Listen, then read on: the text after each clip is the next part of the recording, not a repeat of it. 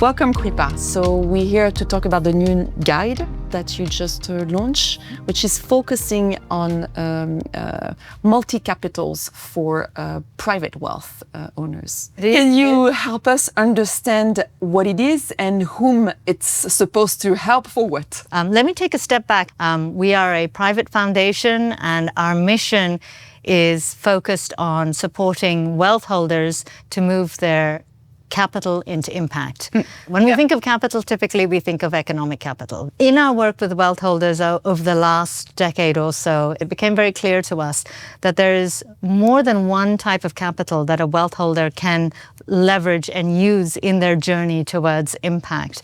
And we wanted to put some analysis behind this, do some case studies, identify some best practices, and most importantly, put some frameworks and tools around this concept of multi-capital strategies so that other wealth holders can go ahead and take it and use it in their own lives as well. In the overall framework of the aligning finance with sustainability, where does private wealth that you're trying to shift and influence sit? And how are you trying to contribute to that bigger effort of finance for sustainability? A decade or so ago, when CSP was founded, it was founded on the basis that private capital can have an enormous impact on the world of sustainability. So this was the first time that people have started to think about private wealth as being an important lever for change. About a decade ago, when we started this work, previously you could suggest that sustainability and doing good was the remit of governments or of large companies, shareholders, etc., corporate social governance, and so on. And while all that is true, the individual private wealth holder also has an enormous opportunity here. Yeah, and then the guide is a way of acknowledging the different dimensions of what they can activate for change. Exactly. So once we are acknowledging the fact that the private wealth holder can be a huge influence for change, usually the first thing that someone will say is, well, of course, they have enormous economic capital. They have a lot of money. Exactly. But there is more that can be done than simply the investment piece. There is a lot more that can be built on that acts really as a powerful multiplier for the money. In our framework, in terms of impact, we've identified 4 buckets of capital, essentially. We have economic capital, certainly, very important.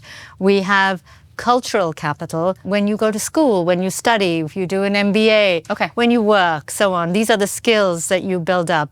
There is relationship-based capital as well, which is very much, as the name implied, based on the types of relationships that you have with other individuals. And there's symbolic capital, which has a lot to do with the reputation that you may hold as a wealth holder, as an individual. Perhaps you are a successful entrepreneur, or indeed as part of a long-standing family with a reputation as well.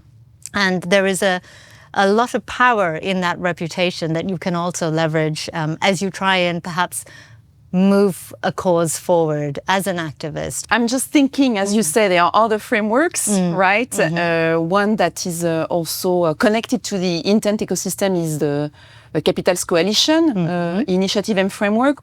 Compared to yours, there are some similarities and differences. Could you lay these out for me? Absolutely. I think what we're looking at really is similar terms, but different contexts. So, and I'm not very familiar with Capital Coalition, but from my knowledge of them, they are looking at capital in the context of resource capital. So nature-based capital, human capital, economic capital, and social capital. What we're looking at is individual capitals. Each person carries a different level of capital, and that level of capital changes over time as well, of course. As you have different experiences, build different relationships, learn new skills, and so on and so forth, your levels of capital will change. Okay. So the guide, what does then consist of? Can you tell me a little bit more what it does? Absolutely. What we do is we, first of all, lay out what these 4 capitals can look like. So first step, the capital inventory. What do I have? What don't I have? What gaps do I have? How can I fill those gaps if I want to fill those gaps, etc. That's the baseline that we're starting from. And from there, we map that onto a second tool that we use that's based on Ikigai, thinking about what you really value. What am I interested in? What's important? And what can I affect change with? From that, we encourage people to look at their interest area from a systems point of view. It is helpful to look at one particular issue in isolation. Let's say, for example, moving from fossil fuel cars to EV vehicles. That is a topic in itself. But perhaps from a systemic change point of view, what we're really looking at is issues of traffic and public transportation and so on. And it's helpful to look at the core issue from a systems point of view, because then you affect change through your capitals that you have inventoried. So you look at what you're interested in, you look at the bigger system, and you then map that to your first exercise that you've done, which is your capitals exercise, right? And then you start putting together your deployment strategy. You think about who else you're going to bring in and who's going to help you and support you and so on, perhaps in areas where your capitals are not as strong as well. And you build a feedback loop. And did you pilot it on certain wealth individuals? So we have 27 case studies within the guide that go into some detail about how these individuals have leveraged their different combinations of their four capitals and how that's changed over time as well. This is where the guide is important. When one is a wealth holder, there are many different competing opportunities and interests, and it can be difficult to define what you do. Let's take the world of impact, for example. It's a very large world out there. What do? Do I set up a foundation? Do I go into venture philanthropy? Do I invest into private markets? There are choices to be made. Thank you.